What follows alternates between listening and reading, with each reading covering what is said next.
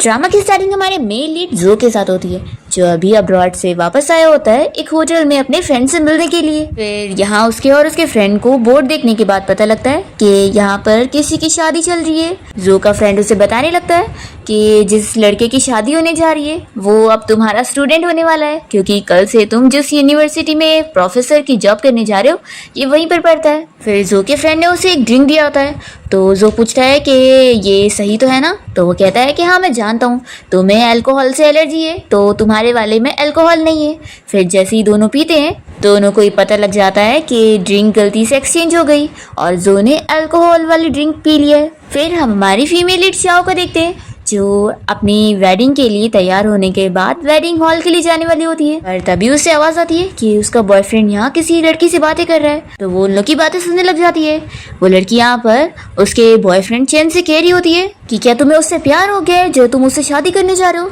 तो फिर वो बताने लगता है कि मैं प्यार सिर्फ तुमसे करता हूँ और उससे शादी तो मैं सिर्फ अपने डैड की वजह से कर रहा हूँ, और फिक्र मत करो आज तक मैंने उसे कभी टच भी नहीं करा, वो बहुत ही अच्छी लड़की है, वो मेरी सारी बातें सुनती है, से तो बस मैं अपने डैड को खुश करने के लिए शादी कर रहा हूँ। और फिर चैन तो उस लड़की को किस कर रहा होता है। शाओ का तो ये सब सुनने के बाद दिल टूट जाता है और वो बहुत ही ज्यादा ड्रिंक कर लेती है और सोचने लगती है कि प्यार नाम की कोई चीज होती ही नहीं है, बस धोखा ही रियल होता है। फिर जब वो ड्रंक हालत में यहाँ से जा रही होती है तो वो जो से टकरा जाती है, और क्योंकि जो ने भी ड्रिंक कर लिया था तो वो भी काफी ड्रंक होता है और वो शाओ से पूछने लगता है कि तुम ही वो लड़की हो ना जिसकी शादी होने जा रही है। तो शाओ अपनी वेल निकाल देती है और से कहती है कि अब नहीं, और फिर दोनों साथ में रूम में जाकर नाइट स्पेंड कर लेते हैं। फिर नेक्स्ट टाइम देखते हैं कि शाओ अपनी क्लास में होती है और वो सोच रही होती है कि अब मैं मॉम डैड को कैसे एक्सप्लेन करूंगी।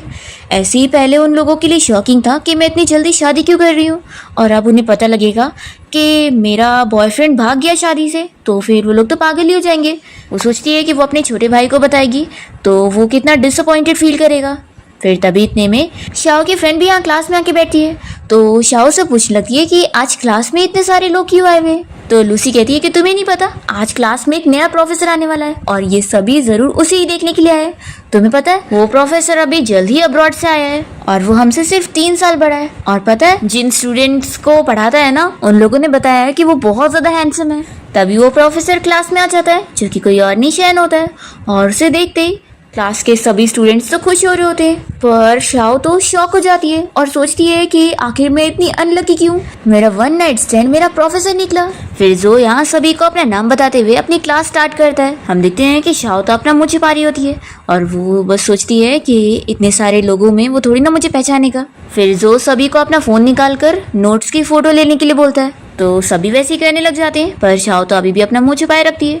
तो फिर जो उसे नोटिस कर लेता है और उसे कहने लगता है कि वो 3rd बेंच वाली लड़की तुम खड़ी हो जाओ और अब तुम मेरे क्वेश्चन का जवाब दो। फिर उसने जो अभी पढ़ाया होता है उसी रिलेटेड ही कुछ क्वेश्चन करने लगता है। तभी शाओ के कुछ बोलने से पहले ही यहाँ पर एक लड़का उसका मजाक उड़ाने लगता है कि लड़कियां ऐसी ही होती हैं, इन्हें कुछ नॉलेज होता नहीं है और बस क्लास में ऐसी ही आती है।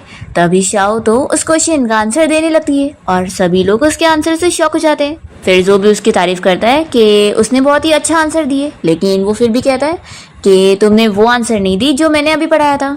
और फिर वो उसके पास उसकी आईडी देखने के लिए आता है और कह देता है कि क्लास के बाद वो सीधा उसके ऑफिस में आए। फिर नेक्स्ट सीन में हम देखते हैं कि जो अपने ऑफिस में बैठा होता है और वो याद कर रहा होता है। फिर हमें फ्लैशबैक में दिखाते हैं कि उस रात होटल में नाइट स्पेंड करने के बाद नेक्स्ट मॉर्निंग जब जो की नींद खुली थी तो शाओ वहाँ से जा चुकी थी, पर इसे उसकी आईडी मिल गई थी और जो को ये भी पता लग गया था कि वो उसका फर्स्ट टाइम था। फिर फ्लैशबैक खत्म होता है और जो यहाँ शाओ की आईडी देखते हुए सोच रहा होता है कि 1 महीने से मैं तुम्हें ढूंढ रहा था और फाइनली अब तुम मुझे मिल ही गई। फिर जैसे ही शाओ यहाँ उसके ऑफिस में आती है तो वो उसे टी देता है पीने के लिए, और शाओ उस टी को टेस्ट करती पहचान जाती है कि उसके अंदर कौन से हर्ब्स है। तो वो कहता है कि सच में तुम तो चाइनीज मेडिसिन में कितनी ज़्यादा अच्छी हो। तो वो बताती है कि मेरे पेरेंट्स चाइनीज मेडिसिन के डॉक्टर हैं। तो फिर वो पूछता है कि फिर तुम वेस्टर्न मेडिसिन क्यों स्टडी कर रही हो। शाओ सोचती है कि आखिर ये मुझसे ऐसे क्वेश्चंस क्यों पूछ रहा है। फिर वो कहती है कि प्रोफेसर इसका आपसे थोड़ी ना कुछ लेना देना है। तो जो कहता है कि मैं तुम्हें और जानना चाहता हूँ। शाओ ये सुनते के साथ ही सोचती है कि क्या इसने मुझे पहचान लिया है। फिर शाओ यहाँ से जाने की कोशिश करती है तो वो कहता है कि क्या तुम अभी भी प्रिटेंड करोगी कि तुम्हें कुछ भी याद नहीं आ रहा है। शाओ मन में सोचती है कि मुझे कितना एम्बैरेसिंग फील हो रहा है। फिर वो इसे इसकी आईडी दिखाने लगता है तो शॉ कहती है कि अब मेरे पास न्यू आईडी है, तो ये तुम ही रख लो। तभी जो उसका हाथ पकड़ के रुकता है और पूछने लगता है कि उस रात वाली लड़की तुम ही हो ना। तो वो तुरंत ही कहती है कि नहीं नहीं, मैं वो नहीं हूँ। जो कहता है कि अभी तो मैंने बताया भी नहीं था कि कौन सी रात। तो ये कहती है कि जो भी हो वो मैं नहीं हूँ। तो जो से बताने लगता है कि उस लड़की के हाथ पर तिल था, जैसा कि तुम्हारे हाथ पर है। फिर शाओ मान लेती है कि ठीक है मैं वही हूँ, तो क्या हो गया, तो क्या तुम मुझे रिस्पॉन्सिबल ठहराओगे। जो कहता है कि तुमने उसके बाद मुझे कभी कांटेक्ट क्यों नहीं करी। तो शाह कहती है कि मैं एक बार मिस्टेक करने के बाद वापस से मिस्टेक नहीं करना चाहती हूँ, और ऐसा बोलकर वो भाग जाती है। तो फिर जो तो स्माइल करने लग जाता है और सोचता है कि वो बस प्रिटेंड कर रही है या वो सच में मेरे बारे में कोई फिक्र नहीं करती, मुझे ये पता करना पड़ेगा। फिर शाह जब यहाँ से जा रही होती है तो चैन उसे साइड में लेता है और पूछने लगता है कि आखिर तुम मुझे इतने दिनों से अवॉइड क्यों कर रही हो, और क्या तुम मुझे बता सकती हो कि उस दिन तुम शादी से क्यों भाग गई थी। तुम्हें पता है सभी के सामने मेरा कितना मजाक बन गया था। तो फिर ये मन में सोचती है कि यानी इसे अभी तक पता ही नहीं चला कि मैं शादी से क्यों भागी थी। शाह पूछती है कि क्या तुम सच में मुझसे शादी करना चाहते हो। तो वो कहता है कि ऑफ कोर्स, तभी तो मैंने तुम्हें रिंग भी दिया था ना। तो ये मन में सोचती है कि इसके ऐसे बिहेवियर से मैं कभी जान ही नहीं पाई कि ये कितना दोगला और कितना बड़ा झूठा है। चैन मन में सोचता है कि कितनी इजी है इस लड़की को फूल बनाना। फिर वो जल्दी से उसे वापस से रिंग दिखाकर कहने लगता है कि तुमने पिछली वाली रिंग घुमा दी थी ना, देखो अब मैं तुम्हारे लिए दूसरी लेकर आया हूँ। शाह सोचती है कि ये अभी भी मुझसे प्यार करने की एक्टिंग कर रहा है, तो चलो इसके साथ मैं भी थोड़ा एक्ट कर लेती हूँ। फिर शाह उसे कहती है कि मैं उस दिन शादी से इसलिए भागी थी क्योंकि मुझे सुनाई पड़ा था कि तुम किसी और को पसंद करते हो। तो फिर वो कहने लगता है कि मैं कसम खाता हूँ कि तुम्हारे अलावा मैं किसी और को पसंद नहीं करता हूँ। शाह कहती है कि लेकिन फिर भी अब शादी मेरे लिए बहुत बड़ा मैटर है, तो मुझे थोड़ा टाइम दो इस बारे में सोचने के लिए। तो चैन मान जाता है और इसे रिंग देते हुए कहता है कि तुम आराम से टाइम ले सकती हो। और फिर जैसे ही चैन यहाँ से चला जाता है तो शाह वॉमिटिंग करने लग जाती है। तभी यहाँ पर जो उसे देख लेता है और शाह की कंडीशन देखते हुए वो पहचान लेता है और उसे कहता है कि तुम अपना प्रेगनेंसी चेकअप करवाओ। फिर वो तुरंत ही जाके अपना टेस्ट करती है और शॉक हो जाती है। और फिर इसके बाद शाओ यहाँ जो को रिपोर्ट दिखाते हुए बताती है कि वो प्रेग्नेंट हो चुकी है। तो चैन ये रिपोर्ट देखते ही कहने लगता है कि तुम 1 मंथ प्रेग्नेंट हो, तो क्या ये बेबी मेरा ही है। तो फिर वो कहती है कि हाँ। फिर जोर से कहने लगता है कि पहले तो मैं तुम्हें सॉरी कहना चाहूँगा कि उस रात मैंने काफ़ी ड्रिंक कर लिया था, तो ये सब मेरी गलती है। वो उसे कहने लगता है कि अभी तुम्हारे एग्जाम्स भी आने वाले हैं और ये तुम्हारी स्टडी का इम्पोर्टेंट ईयर है, तो तुम्हारे लिए अभी सबसे बेस्ट रहेगा कि तुम इस बच्चे को अबॉर्ट कर दो। शाह ये सुनते के साथ ही सोचने लगती है कि सभी मैन सेम होते हैं और कहते हैं कि वो तुम्हारे अच्छे के लिए कर रहे हैं। शाह कहती है कि ठीक है मैं समझ गई, और वो इससे बाय बोलकर जाने लगती है। तो कहते हैं कि रुको, अभी तुमने मेरा दूसरा ऑप्शन नहीं सुनी कि या फिर क्यों ना तुम मुझसे शादी कर लो। तो फिर शाह वापस से बैठ जाती है और उसे बताने लगती है कि 1 महीने पहले किसी और मैन ने भी मुझे यही कहा था कि वो मुझसे शादी करना चाहता है, पर पता है शादी वाले दिन उसे उसकी लवर मिल गई और यही वो रीज़न था कि मैं शादी छोड़कर भाग गई थी, और इस वजह से अब मुझे किसी भी मैन में ट्रस्ट नहीं है। तो जो कहता है कि मैं जानता हूँ, लेकिन मैं आखिर वो तो नहीं हूँ ना। और मैं तुम्हें फिर से अपने आप को इंट्रोड्यूस करता हूँ, मेरा नाम जो है और मैं PhD ग्रेजुएट हूँ और मेरी सैलरी भी डिसेंट है। और वैसे तो अभी मैं रेंट वाले घर पे रहता हूँ, लेकिन मेरे पास इतने पैसे हैं कि अभी मैं खुद का घर खरीद सकता हूँ, और मेरे अंदर कोई बैड हैबिट्स नहीं है, मैं स्मोक भी नहीं करता और ड्रिंक भी नहीं करता, और वीकेंड्स पर मेरी छुट्टी रहती है, तो मैं फिर आराम से टाइम निकाल कर तुम्हारा और बच्चे का ख्याल रख सकता हूँ। तो शाओ ये सुनने के बाद सोचती है कि ये क्या चल रहा है, पहले तो हम अबॉर्शन डिस्कस कर रहे थे, फिर अचानक से हम डेटिंग चैनल पे कहाँ पहुँच गए। जो यहाँ शाह को पूरा यकीन दिलाने लगता है कि मैं हस्बैंड और फादर दोनों की ड्यूटी अच्छे से निभाऊंगा और तुम्हारा भी ख्याल रखूंगा और घर के सारे काम भी कर लूंगा, तुम्हें कोई चीज़ की टेंशन नहीं लेनी पड़ेगी। तो मैं चाहूँगा कि तुम दूसरा ही ऑप्शन चुनो मुझसे शादी करने का, लेकिन फिर भी तुम जो भी डिसीजन लोगी मैं उसकी रिस्पेक्ट करूंगा। शाह सोचती है कि अभी अगर वो अपने पेरेंट्स को अनएक्सपेक्टेड प्रेगनेंसी के बारे में बताएगी तो वो लोग तो काफ़ी शॉक होंगे कि उसकी शादी भी टूट गई। वो सोचती है कि यानी अभी बेस्ट ऑप्शन रहेगा शादी करने का, लेकिन क्या सच में ये प्रोफेसर जो सही बंदा है। फिर वो जो को अपने बारे में बताने लगती है कि मैं रिवेंज लेने वाली इंसान हूँ, तो अगर तुम मुझसे शादी करने का कह रहे हो और अगर तुमने बीच रास्ते में पीछे हटे तो फिर मैं तुम्हें छोड़ूंगी नहीं। तो जो उसे कहता है कि उसे ऐसा मौका बिल्कुल नहीं मिलने वाला है, तो फिर शाओ मान जाती है कि ठीक है हम शादी कर लेते हैं। जो कहता है कि ठीक है फिर कल स्कूल गेट के बाहर मैं तुम्हें पिक करने आऊँगा और कल मॉर्निंग में हम लोग अपना मैरिज सर्टिफिकेट लेने चलेंगे। ये सुनकर शाओ तो शॉक हो जाती है कि कल सुबह ही। फिर नेक्स्ट मॉर्निंग शाओ बाहर जो का इंतजार कर रही होती है, तभी वो अपनी कार लेकर पहुंचता है और जैसे ही वो कार से बाहर निकलता है तो शाओ से देखकर पूछने लगती है कि क्या मैं बहुत ही कैजुअली ड्रेसअप हुई हूँ। तो फिर वो कहता है कि नहीं मैं कुछ ज़्यादा सीरियस ड्रेसअप हो गया हूँ। तो फिर कहती है कि रुको मैं अभी अपना ड्रेस चेंज करके आती हूँ। तो जल्दी से जोर से रोक लेता है और कहता है कि तुम बहुत ही अच्छी लग रही हो और इस प्रॉब्लम को सॉल्व करना बहुत ही ईजी है। फिर वो तुरंत ही अपना कोट निकाल लेता है और अपनी दोनों स्लीव्स को भी ऊपर कर लेता है और कहता है कि देखो। फिर शाओ तो बहुत ही शौक रह जाती है और वो याद करने लगती है कि एक बार चैन जब उसे कहीं बाहर डेट पर ले जाने के लिए निकल रहा था तभी शाओ को देखकर उसने उसकी बहुत बुराई करा था कि वो कितने गंदे तरीके से तैयार हुई है, ऐसे अगर कोई उसे उसके साथ देखेगा तो उसकी बेइज्जती होगी। तब शाओ से कहती है कि मैं वापस से अपना ड्रेस चेंज करके आती हूँ। तो वो कहता है कि जाने दो तुम वैसे भी गंदी लगोगी और वो उसे छोड़कर चला गया था। फ्लैशबैक यहाँ खत्म होता है और शाओ सोचती है कि चैन के साथ जब मैं थी तो मैं जो भी कुछ करती थी उसे गलत ही लगता था। जो से कहता है कि चलो आप कार में बैठ जाओ और वो उसके लिए डोर खोलता है तो शाओ बहुत ही खुश होती है। फिर इसके बाद जब दोनों यहाँ सर्टिफिकेट लेने के होते हैं तो जो सारा प्रोसीजर हैंडल कर रहा होता है।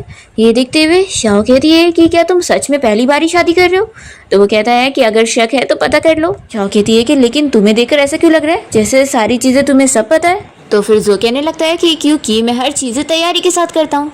फिर इन लोगों को मैरिज सर्टिफिकेट मिल जाता है और फिर दोनों वापस से कार में आ जाते हैं और जो यहाँ पर अपनी और उसके मैरिज सर्टिफिकेट की फ़ोटो ले रहा होता है। तो शाओ कहती है कि तुम क्या कर रहे हो।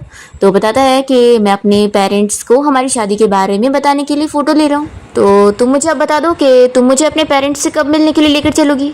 तो शाओ बताती है कि मेरे पेरेंट्स अब्रॉड में हैं तो अभी के लिए उनसे मिलने की ज़रूरत नहीं। और फिर वो मन में सोचने लगती है कि आखिर मैं अब पेरेंट्स को कैसे बताऊंगी कि मैं शादी से भाग गई थी और उसके बाद मैंने इतनी जल्दी अपना हस्बैंड भी चेंज कर ली। फिर जोर से बताने लगता है कि मैंने यूनिवर्सिटी के पास में एक अपार्टमेंट रेंट पर लिया हूँ तो तुम वहाँ पर अब शिफ्ट हो जाओ ताकि फिर मैं अच्छे से तुम्हारा और बच्चे का ख्याल रख पाऊँ।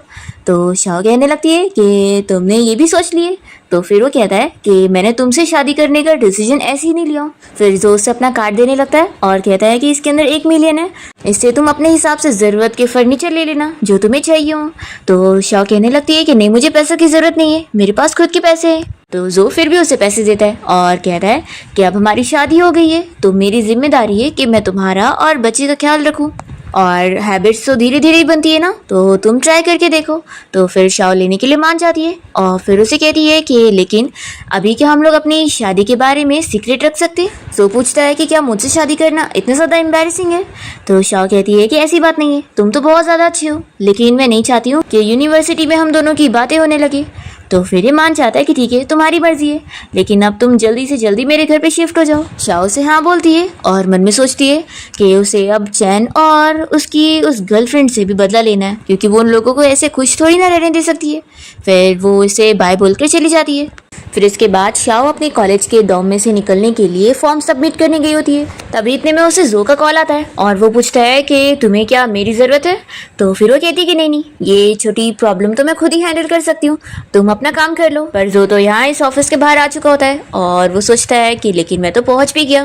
पर उसकी जो सीनियर होती है वो उसका फॉर्म लेने से मना कर देती है और कहती है कि अब रूल्स काफ़ी चेंज हो गए हैं। तो शाओ मन में सोचती है कि इसे तो मैंने अभी अपना बदला भी नहीं लिया और ये कुछ ज़्यादा ही उड़ रही है। उसकी सीनियर कहती है कि तुम्हारी इमेज तो ऐसी ख़राब है क्योंकि तुम अपनी शादी से भी भाग गई थी। तो शाओ कहती है कि मेरी शादी के बारे में सुनकर सभी लोग अपसेट हुए थे लेकिन सिर्फ तुम ही खुश हुई थी कि मैं भाग गई। तो सीनियर कहती है कि तुम्हारा क्या मतलब है।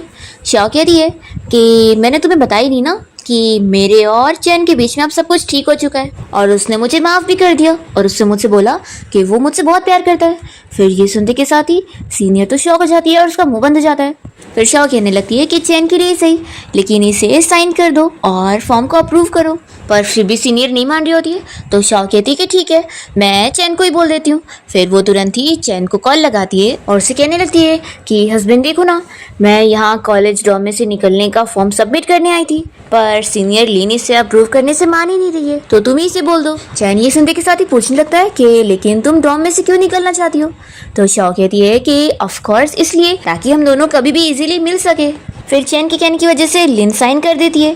तो शाओ बहुत ही हैप्पी हो जाती है और इसे कहने लगती है कि लास्ट टाइम तो हम दोनों की शादी में नहीं आई थी ना, तो इस बार मैं तुम्हारे लिए वीआईपी सीट अरेंज कर दूंगी। ऐसा बोलकर वो चली जाती है और फिर जैसे ही वो बाहर निकलती है तो देखती है कि जो ने तो उसकी सारी बातें सुन चुका है। फिर इसके बाद वो जो के साथ उसके घर पे रहने के लिए आ जाती है और सोच रही होती है कि वैसे तो मैं बस एक्टिंग कर रही थी, लेकिन ऐसा लग रहा है जैसे कि मैं इसके पीठ पीछे इसे चीट कर रही थी। जो इसे कहता है कि फिक्र मत करो, मैं वीकेंड पर तुम्हारे लगेज को यहाँ पर शिफ्ट करवाने में हेल्प कर दूंगा। तो वो कहती है कि नहीं, तुम्हें कहने की जरूरत नहीं है, मैं अपनी फ्रेंड को बोल दूंगी, वो ले आएगी। तो जो कहता है कि ठीक है। फिर वो उसे बैठने के लिए बोलता है और उससे पूछता है कि क्या तुम अभी भी उस लड़के को पसंद करती हो।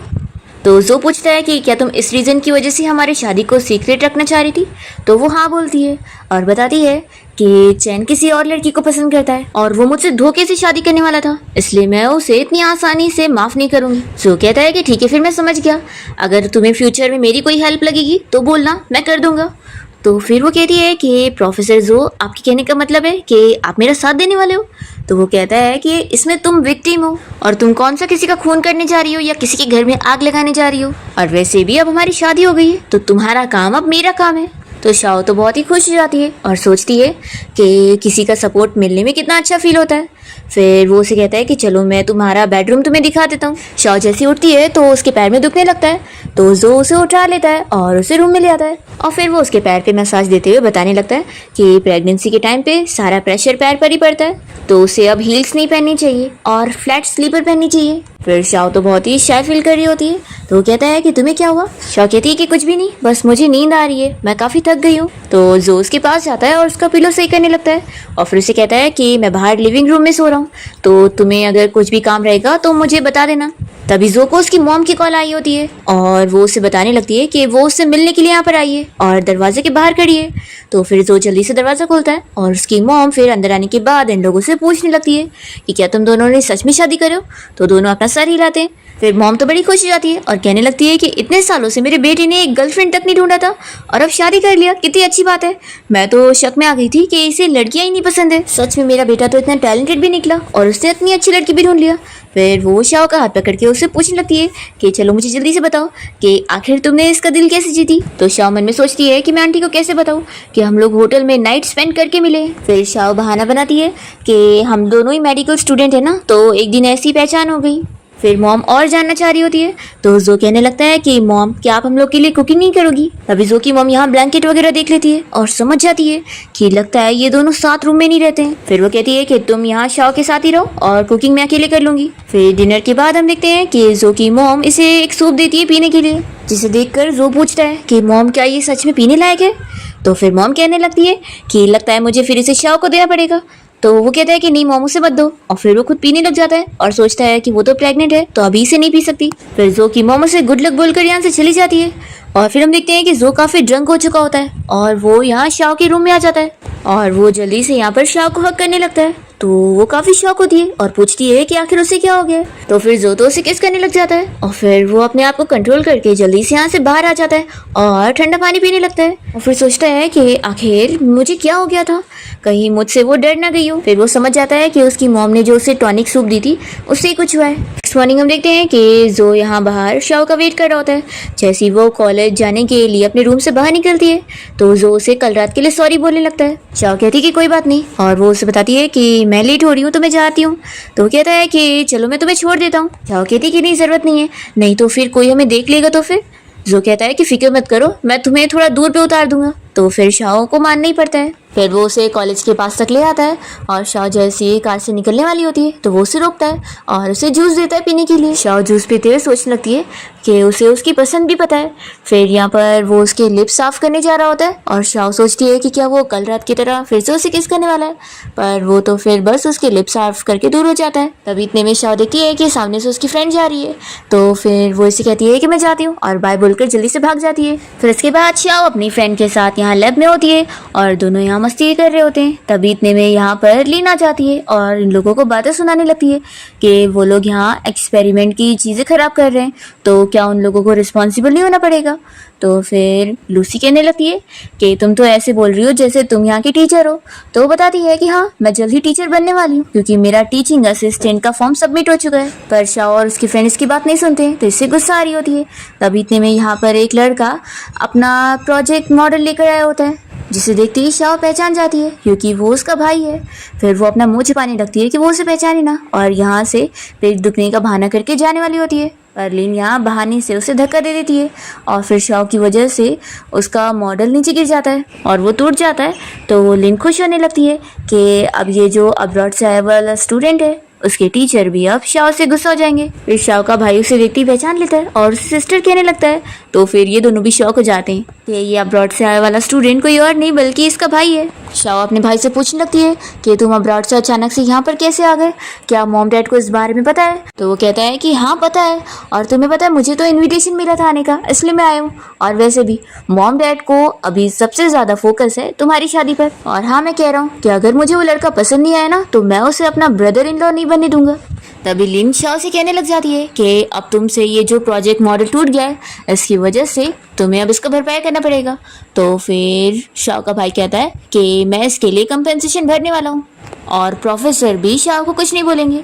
तो फिर ये सुनते के साथ ही शाओ को पता लगता है कि उसके डैड भी यानी यहाँ पर आए हुए हैं। फिर शाओ लिन से कहती है कि मुझे पनिशमेंट मिलेगी कि नहीं मिलेगी इससे तुम्हारा कोई लेना देना नहीं है, समझी?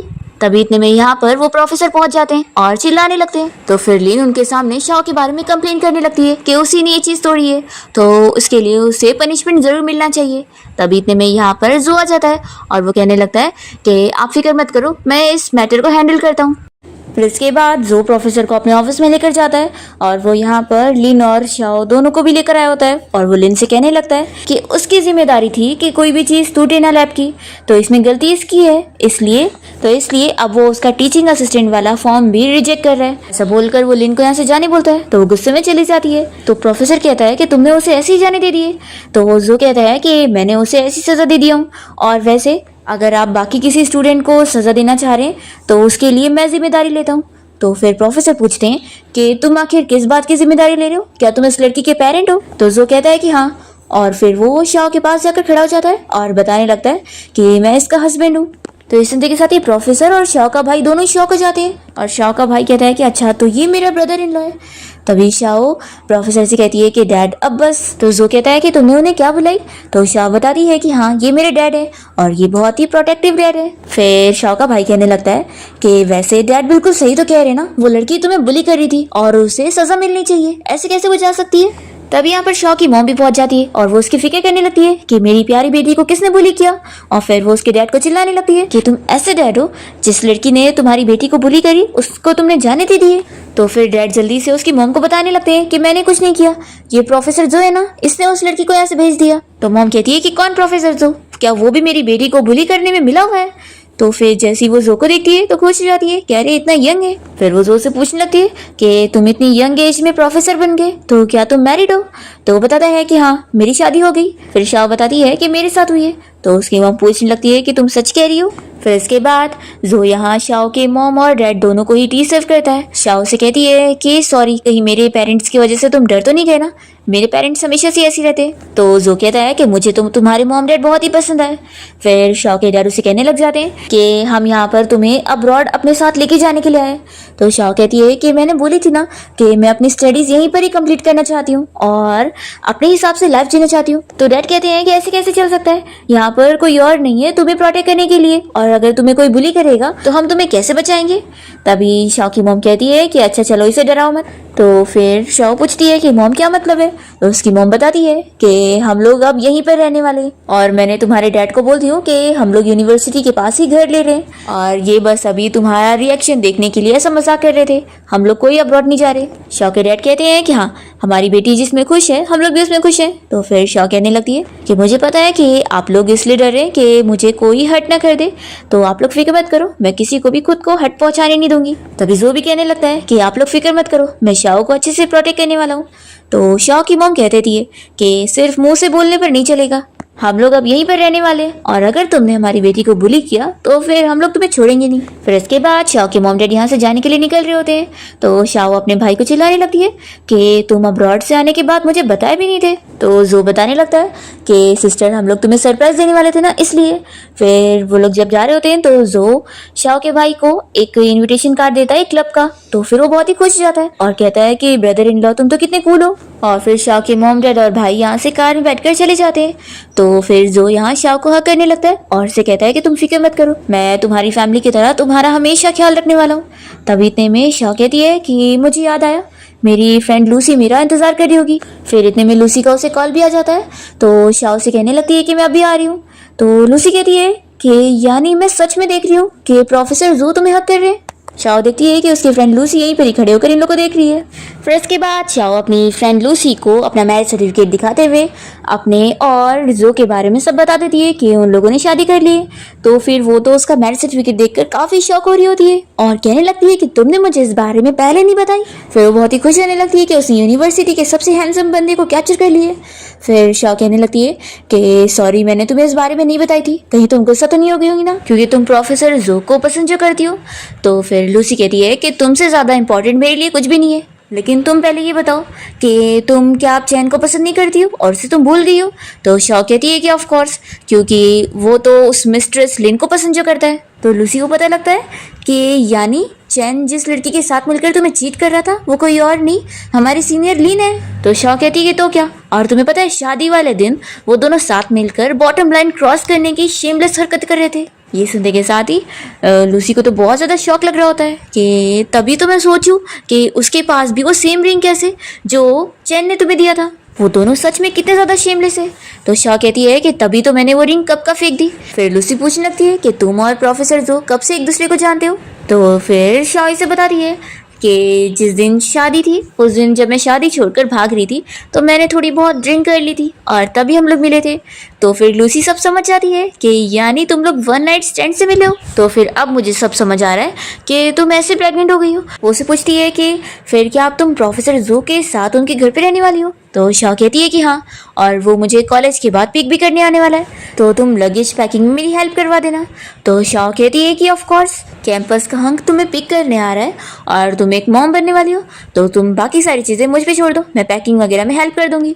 तो शाओ अपनी फ्रेंड को थैंक्स करने लगती है। फिर जो यहाँ पर जैसे ही शाओ को पिक करने आता है तो शाओ उसे अपनी फ्रेंड लूसी से मिलवाती है और बताती है कि इसे अब हमारी शादी के बारे में सब पता है। तो फिर जो उसे शाओ की हेल्प करने के लिए थैंक यू कहने लगता है। तो लूसी कहती है कि कोई बात नहीं, मैं तो बहुत ही खुश हूँ।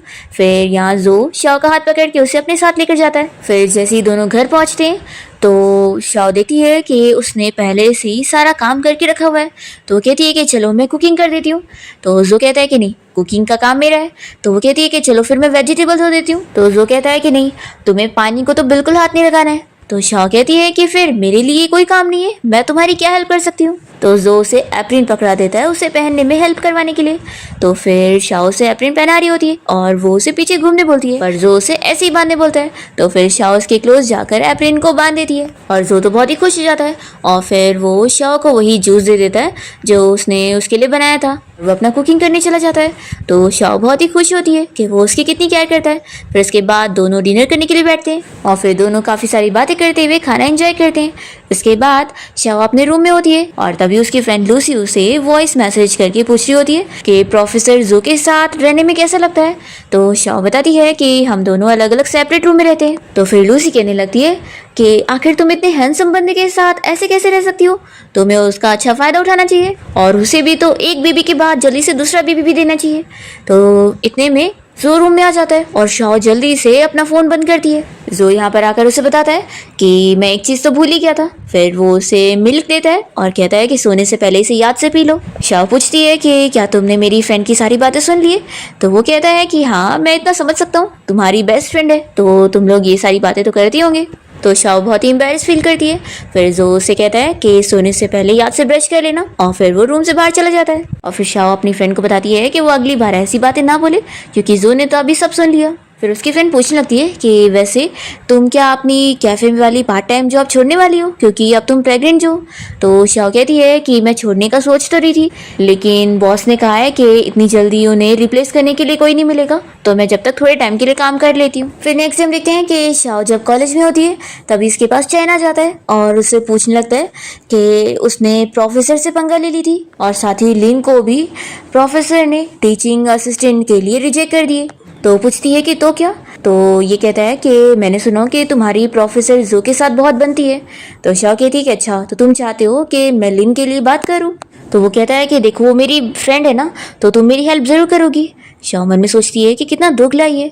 फिर वो उसे हक करके थैंक्स करने लगता है और कहता है कि क्यों ना हम लोग आज रेस्टोरेंट में डिनर करें। तो शाओ उसे दूर कर देती है और कहती है कि आज मुझे काम है। तो फिर वो कहता है कि तुम्हें क्या हो गया, सिर्फ डिनर करने का ही तो पूछ रहा हूँ ना। तभी इतने में यहाँ पर जो आ जाता है और वो शाओ से कहने लगता है कि स्टूडेंट तुमने अपना प्रोजेक्ट नहीं सबमिट करी हो, अगर नहीं करोगी तो फिर तुम्हारे ग्रेड्स कम हो जाएंगे और तुम फेल हो जाओगी। तो वो शाओ कहती है कि प्रोफेसर मैं अभी जाके करती हूँ। फिर चैन तो यहाँ से चला जाता है और जोर से पूछने लगता है कि अच्छा, तो तुम इससे अवॉइड कर रही थी। शाओ कहती है कि हाँ, मेरे पीछे ही पड़ गया था कि अगर ये मुझे घर छोड़ने चलेगा तो मैं अपने पार्ट टाइम जॉब वाले सीक्रेट को कैसे छुपाऊंगी। जो कहता है कि कॉलेज के बाद मैं तुम्हें घर छोड़ने चलूंगा। तो शाओ सोचने लगती है कि अगर ये मुझे छोड़ने चलेगा तो मैं अपने पार्ट टाइम जॉब वाले सीक्रेट को सीक्रेट नहीं रख पाऊंगी। फिर वो आज के लिए कैफे में अपनी फ्रेंड को अपने बदले में काम करने के लिए बोल देती है और उसे थैंक्स करने के बाद वो जल्दी से कॉलेज के बाहर पहुंच जाती है और जो को पता नहीं लगने देती है। तभी जो उसे पूछता है कि तुम्हें डिनर में क्या खाना है। तो वो कहती है कि मुझे फ्राइड चिकन खाना है। तो ये कहता है कि ठीक है। फिर तो शाओ कहती है कि मुझे लगा था कि तुम मुझे मना करोगे और बोलोगे कि मेरी हेल्थ के लिए अच्छा नहीं होगा। तो जो कहता है कि देखो मैं मानता हूँ कि तुम अभी प्रेग्नेंट हो, लेकिन खुशियाँ भी तो ज़्यादा इंपॉर्टेंट होती है ना, और मैं हूँ ना, मैं हमेशा तुम्हारा ख्याल रखने वाला हूँ, तो तुम्हारी पसंद की चीज़ें करने से मैं तुम्हें रोकूंगा नहीं। शाओ काफ़ी शौक होती है और सोचती है कि वो काफ़ी डिफरेंट है। फिर दोनों साथ में वहीं पर आ जाते हैं जहाँ पर शाओ पार्ट टाइम जॉब करने आती है, इसलिए वो यहाँ अपना मुंह छिपाने लगती है कि कोई उसे देखकर पहचान न ले। जो पूछता है कि क्या हुआ, तो कहती है कि कुछ नहीं, और फिर उससे पूछने लगती है कि क्या तुम ये खाओगे। और फिर वो खुद ही सोचती है कि ये कहाँ फ्राइड चिकन खाता होगा, मुझे नहीं पूछना चाहिए था। पर तभी जो तो शाओ के हाथ से खा लेता है। तो ये देखकर वो शॉक हो जाती है और पूछती है कि मुझे लगा था कि तुम ये नहीं खाते होंगे। जो कहता है कि खाता तो नहीं हूँ, लेकिन अब तुमने अपने हाथों से खिलाई हो तो मुझे अच्छा लगा। तो फिर शाओ खुश हो जाती है और फिर वो रात में अपने जब रूम में होती है तो इसी बारे में सोचकर वापस से स्माइल कर रही होती है। फिर तभी से इसकी फ्रेंड की कॉल आती है और वो पूछती है कि प्रोफेसर जो को तुम्हारी जॉब के बारे में पता तो नहीं चला। तो ये कहती है कि नहीं चला, सब कुछ ठीक है। इसकी फ्रेंड कहने लगती है कि देखो अच्छा रहेगा कि तुम खुद ही बता दो, नहीं तो फिर बाद में उन्हें पता चलेगा तो वो गुस्सा हो जाएंगे। तो शाओ कहती है कि मुझे यकीन है कि वो मुझ पर गुस्सा नहीं होगा। तो फिर इसकी फ्रेंड कहती है कि लगता है शादी के बाद तुम्हें प्रोफेसर जो से प्यार हो गया। तो शाओ कहने लगती है कि हाँ, वो बहुत ही ज्यादा स्वीट है। फिर कॉल कट करने के बाद तभी यहाँ पर शाओ की फ्रेंड के पास जो आ जाता है और वो उसे बताने बोलता है कि वो आखिर कहाँ पार्ट टाइम जॉब करने चाहती है। तो लूसी कहने लगती है कि मैं अपनी बेस्ट फ्रेंड को धोखा नहीं दूंगी। तो जो से कहता है कि क्या तुम्हें प्रोजेक्ट में फेल होना है। फिर इसके बाद हम देखते हैं कि शाओ जब यहाँ कैफे में पार्ट टाइम जॉब कर रही होती है तब यहाँ पर जो पहुंच जाता है। तो उसे देखकर वो शॉक हो जाती है और कहती है कि कितना बड़ा कोइंसिडेंस है, हम लोग यहाँ पे मिल गए। तो वो कहता है कि कोई कोइंसिडेंस नहीं है, मैं यहाँ पर तुम्हें ही ढूंढते हुए आया हूँ। फिर वो टाइम देखते हुए पूछता है कि यानी तुमने मुझे अपनी छुट्टी का टाइम गलत बताई थी। शाओ कहती है कि कहीं तुम इस बात से गुस्सा तो नहीं हो गए ना कि मैंने तुमसे छुपाई थी। तो जो कहता है कि मैंने पहले ही बोला था ना कि तुम्हारी पसंद की कोई भी चीज़ करने से मैं तुम्हें रोकूंगा नहीं। तो चलो अब तुम मुझे बताओ कि तुम्हारे पास तो पैसों की कमी नहीं है, तो तुम यहाँ पर पार्ट टाइम जॉब क्यों कर रही हो। तो शाओ कहती है कि बस ऐसी लाइफ एक्सपीरियंस करने के लिए। तो जो कहता है कि अगर तुम्हें लाइफ एक्सपीरियंस करनी है तो फिर क्यों ना तुम हॉस्पिटल में आ जाओ, मैं वहाँ पर तुम्हारी इंटर्न की जॉब लगवा देता हूँ। तो फिर शाओ से सच बताने के लिए मान जाती है कि जब मैं चैन को डेट कर रही थी तब मुझे उसे एक अच्छा सा गिफ्ट देना था, तो इसलिए मैं खुद के पैसे जमा कर रही थी। पर फिर उसके बाद मुझे चैन का असली रंग दिख गया, लेकिन अब जब मैंने कोई चीज़ स्टार्ट करी थी तो मैंने सोची कि मैं उसे एंड भी करती हूँ। शाओ कहती है कि लेकिन अब फिक्र मत करो, अब मैं कोई भी ऐसी मीनिंगलेस चीज़ें नहीं करूँगी। तो जो कहता है कि तुम जो चाहे वो कर सकती हो, बस तुम्हें ये देखना है कि तुम किसी को भी अपने आप को कम मत फील करवाने देना। शाओ बहुत ही खुश होती है कि वो उसे एक बेटर पर्सन बनाना चाहता है। फिर जो शाओ को उठा के यहाँ से घर लेके जाने के लिए निकलता है। फिर रात में जब शाओ अपनी स्टडी कर रही होती है तो उसे कुछ चीज़ें समझ नहीं आती है, तो वो सोचती है कि मेरे पास तो प्रोफेसर है, तो चलो मैं उसकी हेल्प ले लेती हूँ। फिर वो जो की हेल्प लेने के लिए जैसे ही लिविंग रूम में आती है और उसे कहने लगती है कि तुम क्या मुझे कुछ चीज़ें एक्सप्लेन कर दोगे। तभी वो देखती है कि वो तो यहाँ सो रहा है और उसकी आवाज़ से वो जाग जाता है और तुरंत ही अपने कपड़े सही करता है और फिर उसे स्टडी कराने में हेल्प करने लग जाता है। पर शाओ तो यहाँ उसे देखती रह जाती है, तो वो कहता है कि पिछली बार भी तुम मेरी क्लास में ध्यान नहीं दे रही थी और अभी भी तुम नहीं दे रही हो, क्या मैं इतना बोरिंग पढ़ा रहा हूँ। तो शाओ कहती है कि नहीं, तुम सब अच्छा पढ़ा रहे हो। तो फिर वो पूछता है कि फिर रीज़न बताओ कि तुम्हारा ध्यान कहीं और क्यों है। तो शाओ से किस कर लेती है और कहती है कि तुम बहुत ही ज़्यादा हैंडसम हो इसलिए। तो जो कहने लगता है कि अभी तुम पढ़ाई पर ध्यान दो क्योंकि अभी एग्जाम ज़्यादा ज़रूरी है। और फिर वो शाओ को स्ट्रिक्टली स्टडी पे फोकस करवा रहा होता है और फिर शाओ को यहाँ पर वॉमिटिंग जैसा होने लगता है, तो जो जल्दी से उसके लिए मेडिसिन भी ला कर देता है और उसका ख्याल रख रहा होता है। फिर नेक्स्ट डे हम देखते हैं कि शाओ अपनी कैफ़े के बॉस को अपना रिजाइनेशन लेटर दे रही होती है और बताती है कि अभी उसकी स्टडीज़ काफ़ी ज़्यादा बढ़ गई है, इसलिए वो अभी यहाँ पे काम नहीं कर पाएगी। तो बॉस मान जाता है और फिर शाओ बस अब यहाँ कुछ दिनों के लिए काम कर रही होती है। तभी जो यहाँ लिन को अपने साथ लेकर आया होता है और वो शाओ को देखते ही शॉक हो जाता है और फिर बहाना करता है कि वो बस अपनी फ्रेंड को यहाँ ट्रीट देने के लिए लेकर आया था। तो शाओ कहती है कि हाँ मैं समझ रही हूँ और वैसे तो मैं ही तुम लोग को ट्रीट दे देती, लेकिन अब मेरा बॉयफ्रेंड यहाँ पर है तो लिन मैं तुम्हें ट्रीट कैसे दूंगी, यही तुम्हें दे रहा है। फिर जब ये इन लोग को ऑर्डर लेने के लिए जाती है तो लिन कहने लगती है कि हमारे लिए कपल वाली डिश लेकर आओ। शाओ कहती है कि क्यों नहीं, तुम्हारे लिए ज़रूर लेकर आती हूँ। और फिर जब वो डिश लेकर आती है तो ये लोग शॉक हो जाते हैं। लिन पूछती है कि आखिर ये क्या है, तो वो बताती है कि मुझे जो चीज़ें नहीं पसंद है वो चैन भी नहीं खाता है, तो अब तुम चैन के साथ बैठी हो तो तुम भी तो वही खाओगी ना। फिर लिन को बहुत गुस्सा आ जाती है और वो यहाँ से चली जाती है। तो जो शाओ को चिल्लाता है कि तुमने मेरी फ्रेंड को गुस्सा दिला दी और वो भी चला जाता है। पर शाओ को तो इन लोगों को मजा चखा के बहुत ही खुशी मिल रही होती है। तब यहाँ पर जो एक और पार्ट टाइम वर्कर होता है उसकी नज़र यहाँ पर शाओ पे होती है और जब शाओ यहाँ पर अपना काम कर रही होती है तभी अचानक से वो उसके पीछे टच करता है, तो शाओ उसे चिल्लाती है और फिर बॉस को भी इस बारे में कंप्लेन करती है। तो ये बंदा कुछ भी मानने से मना कर देता है कि मैंने कुछ किया ही नहीं। अब यहाँ की सीसीटीवी फुटेज भी खराब होती है, तो शाओ को गुस्सा आ जाता है और वो इसे मारने लग जाती है। इसके बाद इन लोग को पुलिस स्टेशन आना पड़ता है और पुलिस ऑफिसर भी शाओ की बात पर यकीन नहीं कर रहे होते और शाओ से कहने लगते हैं कि वो यहाँ पर अपने पेरेंट्स को बुलाए, नहीं तो ऐसे वो जा नहीं सकती है। तो शाओ तुरंत यहाँ पर जो को कॉल करती है और उसे पुलिस स्टेशन आने के लिए बोलती है। तो वो जल्दी में भागते हुए यहाँ पर आता है और शाओ की फिक्र करने लगता है कि तुम्हें कहीं चोट तो नहीं आई। तो वो कहती है कि मैं बिल्कुल ठीक हूँ, उल्टा मुझसे ज़्यादा तो उसे चोट लगी है। तो फिर ये कहता है कि अगली बार क्या तुम अपना ख्याल रखोगी और ऐसे रिस्क नहीं लोगी। तो शाओ कहती है कि मुझे बहुत ज़्यादा गुस्सा आ गया था और मैं अपने आप को कंट्रोल नहीं कर पाई और उसे मारी, और वैसे अब वो वापस से काम नहीं कर पाएगा और अब उसके ऊपर रिकॉर्ड भी लग चुका है। तो जो उसे अप्रिशिएट करने लगता है कि तुम कितनी ज़्यादा स्मार्ट हो, लेकिन अगली बार ऐसे बुरे लोगों से डील करने के लिए तुम मुझ पे छोड़ देना, मैं उनको सबक सिखाऊंगा। तो शाओ कहती है कि तुम मेरी फिक्र कर रहे हो। तो जो कहता है कि ऑफ कोर्स मुझे तुम्हारी बहुत फिक्र है। तभी इतने में यहाँ पे शाओ के बॉस के साथ वो वर्कर फिर से आया होता है और जो से माफ़ी मंगवाता है। तो वो इन लोगों के कहने पर माफ़ी मांगने की एक्टिंग तो कर लेता है, पर शाओ को फिर से कुछ स्लो से कहता है, जिसे सुनकर जो को भी गुस्सा आ जाती है। तो फिर वो उसे यहाँ मारने के बाद कुछ पैसे निकाल कर देता है और कहता है कि अब अपना मुंह बंद रख लेना, यही तुम्हारी कीमत है। तो जो को ऐसे देखकर शाओ तो बहुत ही खुश हो जाती है और सोचती है कि वो ऐसे कितना हैंडसम लग रहा है। फिर जब दोनों साथ में घर आ जाते हैं तो शाओ यहाँ जो के हाथ की केयर कर रही होती है और पूछती है कि क्या तुम्हें दर्द हो रहा है। तो वो कहता है कि थोड़ा सा। तो ये कहती है कि रुको मैं अभी ऑयल लेकर आती हूँ। फिर जो बहुत ही खुश होने लगता है और वो आकर उसके हाथ पर ऑयल से मसाज करने लगती है। फिर इतने में जो के फ़ोन पर उसके फ्रेंड का मैसेज आया होता है। तो जो के हाथ में तो ऑयल लग गया था, तो वो शाओ से कहता है कि तुम लॉक खोलो और फिर वो अपना लॉक बताता है। तो शाओ काफ़ी शॉक होती है कि उसने आई लव यू लॉक के तौर पे रखा हुआ है। फिर वो उसके फ्रेंड का मैसेज उसे बताती है कि वो उसे बाहर डिनर पे इनवाइट करना चाह रहा है। तो जो कहता है कि तुम उसे ओके लिख दो।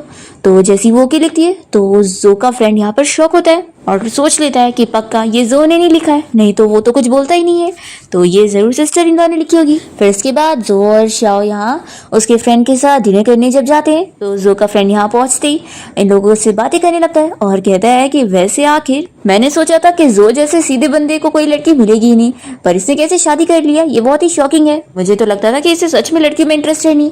फिर यहाँ पर ये लोग बातें कर ही रहे होते हैं, तभी शाओ वॉशरूम बोलकर यहाँ से बाहर चली जाती है। तो जो का फ्रेंड उसे सब पूछने लगता है कि आखिर उसे अपनी वाइफ मिली कैसे। तो फिर जो उसे सब बता देता है। तो इसका फ्रेंड काफी शॉक होता है कि तू वन नाइट स्टैंड से उससे मिला है। सच में? हाँ, मैंने तो तुझे बहुत ही डिसेंट पर्सन समझा था, पर तू तो ऐसे टाइप का निकला। और वैसे ये बता कि कहीं वन नाइट स्टैंड के बाद उस लड़की ने आकर तो तुझे नहीं बताई कि वो प्रेग्नेंट हो गई है, और तूने उसके बारे में पता किया कि नहीं कि वो सही लड़की है कि नहीं।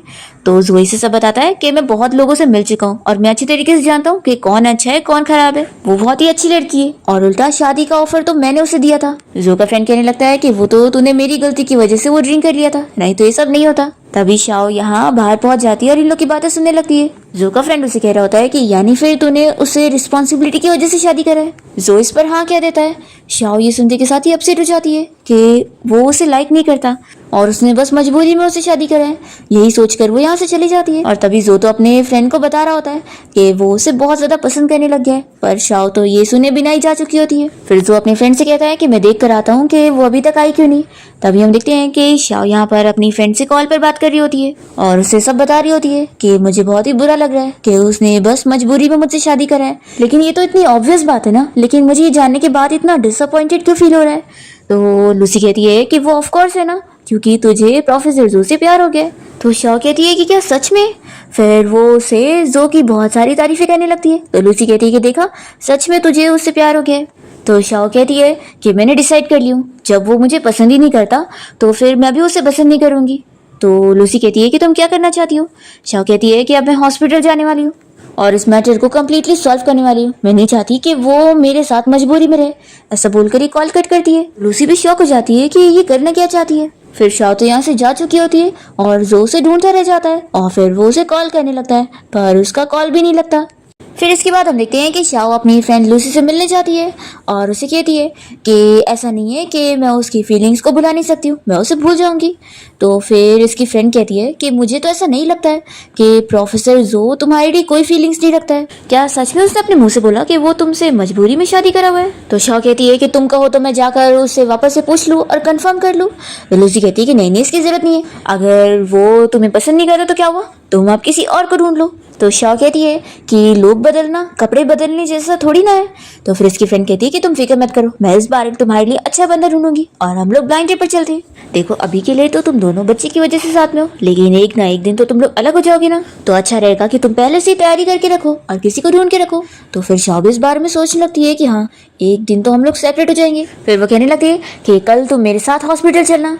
तो फिर इसकी फ्रेंड कहती है कि क्या तुम सच में इस बच्चे को अबॉर्ट करने वाली हो। फिर नेक्स्ट हम देखते हैं कि शाओ अपनी फ्रेंड के साथ हॉस्पिटल गई होती है अपना चेकअप करवाने के लिए और उसका बेबी काफ़ी हेल्दी होता है। तो वो अपनी फ्रेंड से कहती है कि मैं बहुत ही खुश हूँ कि मेरा बेबी बिल्कुल ठीक है, तो अब मैं इसकी केयर खुद कर लूँगी और मैं ये सारा पेन खुद झेल सकती हूँ। कम से कम वो उस पेन से तो बेहतर रहेगा जब मैं उसे ज़्यादा ही लाइक करने लग जाऊंगी। तो फिर लूसी कहती है कि चलो मैं तुम्हें एक अच्छी जगह लेके चलती हूँ। फिर दूसरी तरफ हम यहाँ पर जो को देखते हैं जो कि लेक्चर के लिए क्लास में आया होता है। जैसे ही लेक्चर खत्म होता है तो सभी स्टूडेंट जा रहे होते हैं और जो शौक होता है कि शाओ आज क्लास के लिए नहीं आई। फिर वो सोचता है कि उसने मुझे बताई भी नहीं। फिर इतने में उसे मैसेज आती है कि हॉस्पिटल से उसने पेमेंट करी है। तो फिर इसे पता लग जाता है कि वो हॉस्पिटल गई है। दूसरी तरफ हम देखते हैं कि लूसी ने आज शाओ को ब्लाइंड डेट के लिए लेकर आई होती है। तो शाओ कहने लगती है कि मुझे ब्लाइंड डेट पर नहीं आना था। तो भी उसकी फ्रेंड कहती है कि अब यहाँ पर आई गई हो, देखो तुम्हें अच्छा लगेगा। तभी हम देखते हैं कि जो यहाँ पर आया होता है और वो लूसी को चुप कर देखते हुए उसे कॉल लगाता है और पूछता है कि तुम हॉस्पिटल गई थी। तो फिर लूसी समझ जाती है कि उसने जो गलती से उसी के कार्ड से पेमेंट कर दी है, इसलिए उसे पता लग गया। फिर जो पूछने लगता है कि तुम अभी इस वक्त कहाँ पर हो। फिर शाओ कुछ बोलने वाली होती है कि इतने में यहाँ पर एक लड़का आ जाता है और कहने लगता है कि मैं यहाँ पर ब्लाइंड डेट के लिए आया हूँ। तो शाओ जल्दी से फोन कट करती है कि कहीं जो सुन ना ले। फिर इतने में उसकी फ्रेंड लूसी भी आ जाती है और वो उस लड़के से बात करने लगती है कि उसने ही उसे मैसेज करी थी, तो क्या वही वो लड़का है। फिर शाओ यहाँ लूसी को बताती है कि जो को पता लग गया कि मैं हॉस्पिटल गई थी। फिर वो लूसी से कहती है कि एक काम करते हैं, मैं जल्दी यहाँ से जाती हूँ, नहीं तो फिर उसे सच में पता लग जाएगा। फिर शाओ यहाँ से जाने ही लगती है कि इतने में यहाँ पर वो दूसरा ब्लाइंड डेट वाला भी लड़का पहुंच जाता है जो कि कोई और नहीं शाओ का भाई होता है और वो उसे देखते ही कहने लगता है कि सिस्टर तुम यहाँ पर क्या कर रही हो। फिर शाओ अपनी फ्रेंड से कहती है कि तुमने ब्लाइंड डेट के लिए किसे ढूंढी हुई हो। तो वो कहती है कि मुझे नहीं पता था कि इतना बड़ा कोइंसिडेंस हो जाएगा। फिर जो दूसरा लड़का होता है वो शाओ के भाई से कहने लगता है कि अगर ये तुम्हारी सिस्टर है तो हम लोग जगह बदल लेते हैं। तो फिर शाओ का भाई उसे चिल्लाता है कि तुम आखिर मेरी सिस्टर को डेट कैसे कर सकते हो। तो वो कहता है कि मैं क्यों नहीं कर सकता, आखिर ये सिंगल है और मैं भी सिंगल हूँ। तभी इतने में जो की आवाज़ आती है, वो इसे कहता है कि किसने कहा कि वो सिंगल है। फिर ये लोग शॉक हो जाते हैं कि वो तो यहीं पर ही खड़ा था। फिर जो यहाँ शाओ के पास आकर खड़ा हो जाता है तो लूसी उससे पूछने लगती है कि प्रोफेसर जो आप यहाँ पर कैसे आए। तो वो कहता है कि मैं एक लड़की को पकड़ने आया हूँ जो अपने हस्बैंड और बच्चे को छोड़कर जाना चाहती है। तो लूसी बताने लगती है कि मैंने अपना साथ देने के लिए शाओ को यहाँ ब्लाइंड डेट के लिए लेकर आ गई और ये अपनी मर्जी से नहीं आई है। फिर ये लड़का जो से पूछने लगता है कि आखिर वो है कौन। तो जो शाओ से कहता है कि तुम बताओ। तो शाओ बताती है कि हम लोग फैमिली है। तो उसका भाई यहाँ पर इस लड़की को बताता है कि वो मेरा ब्रदर इन लॉ है। जो कहता है कि ठीक है मैं अपनी फैमिली को घर लेके जाता हूँ। और फिर वो शाओ को लेकर घर आ जाता है। तभी वो उसे कहने लगती है कि तुमने मुझे गलत समझा है, मैं ब्लाइंड डेट के लिए नहीं गई थी। तो जो यहाँ पर उसके स्लीपर चेंज करने लगता है और कहता है कि ऐसी हालत में उसे हील्स नहीं पहननी चाहिए। तो वो सोचती है कि सच में ये सिर्फ बच्चे की वजह से मेरी केयर करता है। फिर वो बताने लगती है कि मैं हॉस्पिटल में चेकअप के लिए गई थी और बेबी बिल्कुल ठीक है। फिर जो कुछ नहीं कहता तो शाह कहती है कि ठीक है अब मैं अपने रूम में जा रही हूँ। तभी जल्दी से वो उसे पीछे से हक करते हुए रोकता है और फिर उससे पूछने लगता है कि क्या तुम मुझसे इस वजह से गुस्सा हो गई हो जो मैंने अपने फ्रेंड से उस दिन वो बात किया था। तो फिर शाह कहती है कि नहीं, तुमने बिल्कुल सही कहा था कि हमारी शादी सिर्फ रिस्पॉन्सिबिलिटी की वजह से हुई है। अभी जोर से किस कर लेता है और कहता है कि मैंने कभी ऐसा नहीं सोचा। और फिर जोर शाह को बता देता है कि मैं तुम्हें लाइक करता हूँ। वैसे तो मैं ये इतनी जल्दी नहीं बताने वाला था, लेकिन तुम कुछ और ही समझने लग गई और तुम मुझसे दूर जाने वाली थी और मैं कितना डर गया था। तो फिर वो पूछती है कि क्या डर गए थे। तो कहता है कि मुझे लगा था कि तुम हॉस्पिटल जाकर बच्चे को अबॉर्ट कर दोगी। तो फिर शाह कहती है कि ऐसा मैं कभी नहीं करूंगी, मैं तो बस चेकअप करवाने गई थी कि बेबी नॉर्मल है कि नहीं। फिर वो उससे रीजन पूछने लगता है कि आखिर तुम मेरी और मेरी फ्रेंड की बात पर इतना गुस्सा क्यों हो गई थी, क्या तुम मुझे इसका रीजन बता सकती हो। तो फिर शाह भी उसे किस कर लेती है। जो कहता है कि इसका क्या मतलब था। शाह कहती है कि मैंने तुमसे ही सीखी हूँ। तो फिर वो कहता है कि अगर मैंने मिसअंडरस्टूड कर लिया कि तुम भी मुझे लाइक करती हो तो फिर। शाह कहती है कि मिसअंडरस्टैंडिंग करने की जरूरत नहीं है, मेरा मतलब यही है। फिर जो शाह को समझाने लगता है कि नेक्स्ट टाइम अगर तुम कोई बात से अपसेट हो जाओ तो मुझे डायरेक्टली बता देना ताकि मैं तुम्हें कंफर्ट कर सकूं, नहीं तो मैं सोचता ही रह जाऊंगा और मुझे पता ही नहीं चल पाएगा। शाह से हाँ बोलती है और सोचने लगती है कि आखिर मैंने इसे गलत कैसे समझ ली थी, वो तो कितना अच्छा है। फिर शाह जो से इस बारे में पूछने लगती है कि क्या तुम सच में पहली बार डेट कर रहे हो। तो वो कहता है कि तुम्हें शक हो रहा है। फिर वो वापस से उसे किस करने वाला होता है, पर इतने में शाह का पेट दुखने लग जाता है। तो जो तुरंत ही उसे हॉस्पिटल लेकर आता है चेकअप के लिए। फिर डॉक्टर इंडो को बताती है कि सब कुछ बिल्कुल ठीक है, बस उसे आज के लिए यहाँ पर एडमिट रहना पड़ेगा। फिर जो शाह को रेस्ट करने का बोलकर बाहर चला जाता है। तो शाह अपनी फ्रेंड को कॉल करके इस बारे में बताती है कि वो यहाँ हॉस्पिटल में। फिर इतने में जो वापस आ जाता है तो वो कॉल कट करती है। जो उसके लिए यहाँ पर ड्रेस लेकर आया होता है और कहता है कि तुम्हें ये हॉस्पिटल वाली ड्रेस अच्छी नहीं लग रही होगी तो तुम अपना ड्रेस चेंज कर लो, तो फिर तुम्हें अच्छा फील होगा। तो फिर शाह ड्रेस चेंज कर लेती है। इसके बाद जो यहाँ पर उसका ख्याल रख रहा होता है उसे फ्रूट खिला रहा होता है। तो शाह तो बस उसे देखती रह जाती है कि वो उसके लिए कितना केयरिंग है और साथ ही कितना हैंडसम भी है। फिर नेक्स्ट हम देखते हैं कि शाह अपनी फ्रेंड के साथ शॉपिंग करने जा रही होती है और शाह का भाई इन लोगों का बैग लेकर चल रहा होता है और सोचने लगता है कि आखिर सिस्टर ने ब्रदर इन लॉ को यहाँ शॉपिंग पर साथ चलने के लिए क्यों नहीं इनवाइट करी, क्या इन दोनों के बीच में झगड़ा हो गया है। फिर वो यहाँ लूसी और शाह की बातें सुनने लगता है। लूसी यहाँ पर शाह से बातों बातों में कह रही होती है कि आखिर वो प्रोफेसर जो तुमसे इतना दूर दूर क्यों रहता है और तुम्हें बिल्कुल टच भी नहीं करता, कहीं ऐसा तो नहीं कि उसकी मॉम और उसका फ्रेंड बिल्कुल सही कह रहे थे कि वो लड़कियों में इंटरेस्टेड है ही नहीं और उसे लड़कियां पसंद ही नहीं है। शाह का भाई जैसे ये सुनता है तो वो सोचता है कि ब्रदर इन लॉ को लड़कियां नहीं पसंद है। वो सोचता है कि मुझे इस बारे में जल्दी से मॉम डैड को बताना होगा। फिर वो कोई बहाना करके इन लोगों को बैग्स पकड़ा कर यहाँ से भाग जाता है और शाह की फ्रेंड यहाँ पर उसे कोई ना कोई ट्रिक सिखा रही होती है ताकि जो उसके करीब आए। फिर शाह जब घर पहुँचती है तो जो और वो डिनर करने के लिए बैठते हैं और शाह बताती है कि मैंने पाइनएप्पल ड्रिंक लेकर आई हूँ। फिर जैसे ही जो इसे पीता है तो वो शाह को पीने से रोक लेता है और कहता है कि इसमें अल्कोहल है, तुम मत पियो। शाह कहती है कि मुझे नहीं पता था। फिर इसके बाद जो तो काफ़ी ज़्यादा नशे में हो जाता है और फिर वो शाह के पास आने लगता है और फिर उसे किस भी करने लग जाता है। इतने में हम देखते हैं शाओ के मॉम डैड और भाई यहाँ दरवाजा खोलते हुए घर में आ जाते हैं और शाओ का भाई जल्दी से जो को उसे दूर करता है और कहने लगता है कि फ्रॉड बंदे मेरी बहन से दूर रहे। तो जो कहता है कि कैसा फ्रॉड। फिर यहाँ पर शाओ के डैड कहने लगते हैं कि बेटी तुम फिक्र मत करो, हम लोग यहाँ पर आ गए, इस लड़के ने तुमसे धोखे से शादी की है, हम तुम्हें बुली होने नहीं देंगे। तो शाओ कहती है कि मॉम डैड आप लोग गलत समझ रहे हैं। तो शाओ का भाई कहता है कि हम कुछ गलत नहीं समझ रहे, हमें पता चल गया है कि ये एक फ्रॉड ही बंदा है। फिर शाओ की मॉम भी कहने लगती है कि हाँ ऐसे लोग मैंने सुनी हूँ जो इनोसेंट लड़कियों को धोखा देते रहते हैं। तो शाओ कहती है कि आप लोग आखिर क्या सोच रहे हैं। तो डैड कहते हैं कि चलो जल्दी से अपनी बहन को बताओ कि तुमने हमें क्या बताए थे। तो फिर वो कहने लग जाता है कि सिस्टर मैंने तुम लोगों की बातें सुन लिया था कि ब्रदर इन लॉ को लड़कियां नहीं पसंद है। ये सुनते के साथ ही जो शाओ से कहता है कि तुमने ऐसा बोली हो। फिर इसके बाद शाओ अपने मॉम डैड को सब कुछ एक्सप्लेन करती है।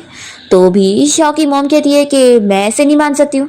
तो शाओ कहती है कि मॉम मैं प्रेग्नेंट हूँ तो आखिर ये चीज़ अब झूठ थोड़ी ना होगी। तो फिर शाओ का भाई कहने लगता है कि मैंने सुना था कि शादी के बाद ब्रदर इन लॉ ने तुम्हें कभी टच नहीं करा और इस वजह से ही तुम और तुम्हारी फ्रेंड इस बारे में सोच पड़े थे। तो शाओ कहने लगती है कि मॉम डैड मैंने एक चीज़ आप लोगों से झूठ बोली थी। तो मॉम डैड कहते हैं कि तुम्हें माफ़ी मांगने की ज़रूरत नहीं है, गलती इसकी है ना, ये बस हैंडसम दिखता है इसलिए तुमने इस पे ट्रस्ट कर ली थी, ऐसे बंदे बहुत होते हैं जो फ्रॉड करते रहते हैं। तो शाह कहती है कि मैं इस बारे में नहीं कह रही हूँ, मैं आप लोग को बताना चाहती हूँ कि एक्चुअली मैं पहले प्रोफेसर जो से नहीं शादी करने वाली थी। एक्चुअली मैं जिस लड़की को पसंद करती थी उसने शादी वाले दिन मुझे धोखा दे दिया था, तो इस वजह से मैंने ड्रिंक कर ली थी और फिर मैंने ही जो को फोर्स करके उसके साथ नाइट स्पेंड कर ली। फिर वो अपने मॉम डैड से कहने लगती है कि आप लोग अब गुस्सा हो गए होंगे। तो वो लोग कहते हैं कि बिल्कुल नहीं, हम लोग तो इस बात से अपसेट हैं कि तुमने हमसे इस बारे में बताई नहीं। शाह कहती है कि मुझे लगा था कि आप लोग मुझसे बहुत ही डिसअपॉइंट होंगे इसलिए मैं बता ही नहीं पाई। फिर मॉम पूछती है कि अब तुमने इसके साथ रिस्पॉन्सिबिलिटी की वजह से शादी करी थी तो क्या तुम इसे पसंद करती हो। तो शाह कहती है कि हाँ मैं बहुत पसंद करती हूँ। फिर जो भी कहने लगता है कि हाँ मैं भी इसे बहुत पसंद करता हूँ। फिर मॉम यहाँ पर शाह के भाई को चिल्लाती है कि तुमने हमें ये बताया था। तो वो कहता है कि लेकिन मैंने तो ऐसे ही कुछ सुना था। फिर जो बताने लगता है कि अभी तो हम लोग प्यार में ही है और धीरे धीरे अपनी फीलिंग्स डेवलप कर रहे हैं। शाह भी कहने लगती है कि हाँ हम लोग धीरे धीरे आगे बढ़ेंगे। तो फिर मॉम को यकीन हो जाता है और वो कहती है कि हाँ जब हम लोग यहाँ पर आए थे तो तुम लोग साथ चपके हुए थे। जो तो बहुत ही ज़्यादा शाय होने लगता है। फिर इसके बाद हम देखते हैं कि शाह जब रूम में होती है तो वो ये सब के बारे में सोचकर बहुत ही खुश हो रही होती है। इतने में जो रूम में आ जाता है और उसे बताने लगता है कि बाहर लिविंग रूम का एसी खराब हो गया है तो आज रात के लिए क्या मैं यहाँ पर सो सकता हूँ। तो शाओ से यहाँ पर सोने के लिए मान जाती है। फिर दोनों जब सोने जा रहे होते हैं तभी शाओ के फ़ोन पर चैन की कॉल आ जाती है। तो वो जो से दूर होकर कॉल उठाती है। चैन उससे पूछने लगता है कि कहीं तुम सो तो नहीं गई थी ना। तभी इतने में जो जेलस होकर शाओ को तुरंत ही किस कर लेता है और फिर वो कॉल पर चैन से कह देता है कि वो सोने जा रही है और उसका कॉल कट करता है। फिर चैन सोचने लगता है कि यानी वो इतने दिनों से मुझसे दूर इसलिए हो रही थी क्योंकि उसने पहले से ही किसी वाइल्ड मैन को ढूंढ के रखी है और वैसे उस मैन की आवाज़ जानी पहचानी थी। फिर नेक्स्ट डे जब शाओ कॉलेज गई होती है तभी इतने में चैन उसे पकड़ कर रोक लेता है और उससे पूछता है कि कल रात वो किस मैन की आवाज़ थी, तुम मुझे धोखा दे रही हो। तो शाओ कहती है कि ये तो मुझे तुमसे कहना चाहिए ना कि तुमने मुझे धोखा दिया है, तुम्हें वो लड़की मिल चुकी है ना जिसे तुम सच में प्यार करते हो। तो फिर वो कहने लगता है कि मैं सिर्फ तुमसे प्यार करता हूँ। शाओ कहती है कि अब झूठ बोलने की ज़रूरत नहीं है, मैं सब जानती हूँ और हाँ तुम ना किसी से प्यार नहीं करते, तुम खुद से प्यार करते हो। और जैसी वो ऐसा बोलकर जाने लगती है तो चैन फिर गुस्से में उसे रोकता है और उसे चिल्लाने लगता है कि मैं जान चुका हूँ तुमने पहले से ही किसी मैन को ढूंढ के रखी हो, तो इनोसेंट बनने का क्या प्रिटेंड कर रही हो। हाँ शाओ से कहती है कि धोखा तुमने मुझे दिया है, जिस दिन हमारी शादी होने वाली थी उसी दिन तुमने मुझे धोखा दिया था और तभी मैंने तुमसे ब्रेकअप कर ली थी, इसलिए अब तुम्हारे पास कोई हक नहीं है मुझे सवाल करने का। तो चैन कहता है कि मैं जानता हूँ कि वो मैन कोई और नहीं बल्कि प्रोफेसर जो है ना। तो शाओ सोचती है कि इसे आखिर कैसे पता लग गया। फिर वो कोई भी बहाना करके यहाँ से चली जाती है। तभी इतने में चैन के पास लेन आ जाती है और कहने लगती है कि तुम्हारी फियांसी को तुम फोन नहीं बना पाए। तो ये कहता है कि सब तुम्हारी गलती है, तुमने ट्रबल क्रिएट करी थी इसलिए उसे पता लग गया। फिर ये कहने लगता है कि मुझे इतनी आसानी से वो छोड़ कर नहीं जा सकती है और अगर वो मुझे छोड़कर जा रही है तो मैं उसे बर्बाद कर दूंगा। तो लिन ये सुनकर खुश हो जाती है। फिर यहाँ शाओ देखती है कि जोर से पिक कर रहे हैं तो वो खुश हो जाती है और जल्दी से जाकर उसे हक कर लेती है। उसे बताती है कि वो अभी चैन से मिलकर आ रही है। तो फिर वो पूछने लगता है कि तुम्हें कोई चोट तो नहीं आई। तो बताती है कि मैंने अब उससे सारी चीज़ें क्लियर कर ली हूँ, पहले मैं उससे रिवेंज लेने का सोच रही थी लेकिन अब मुझे लगता है कि उस जैसे बंदे के साथ बहस करके कोई मतलब नहीं है, उसके साथ सिर्फ टाइम वेस्ट करना होगा, इसलिए मैंने अब उसके साथ सब कुछ खत्म कर दिया। फिर दोनों जब यहाँ बातें कर रहे होते हैं तभी लिन चुपके से इन लोग की फोटोज ले लेती है और वो सोचने लगती है कि वैसे वो मैन कौन था, मैं देख नहीं पाई। फिर नेक्स्ट सीन में हम देखते हैं कि जो शाओ को लेकर एक पार्टी में गया होता है और वहाँ पर वो उसे अपने पुराने टीचर से मिलवाता है जो कि अब्रॉड में उसे पढ़ाते थे। जो और शाओ दोनों ही उन्हें बारी बारी हक करते हैं। तभी इतने में लिन शाओ उसकी और प्रोफेसर की फोटो ले लेती है और फिर वो इसे चैन को भेज देती है। तो फिर चैन बहुत ज्यादा गुस्सा होता है कि अच्छा तो उसने मेरी पीठ पीछे इस मैन को ढूंढी है। फिर नेक्स्ट हम देखते हैं कि जो शाओ को कॉलेज छोड़ने गया होता है और वो उसे बाय बोलकर जब यहाँ अपने कॉलेज के सेमिनार के लिए आती है तो उसे स्टेज पर जाना होता है कोई स्पीच देने के लिए।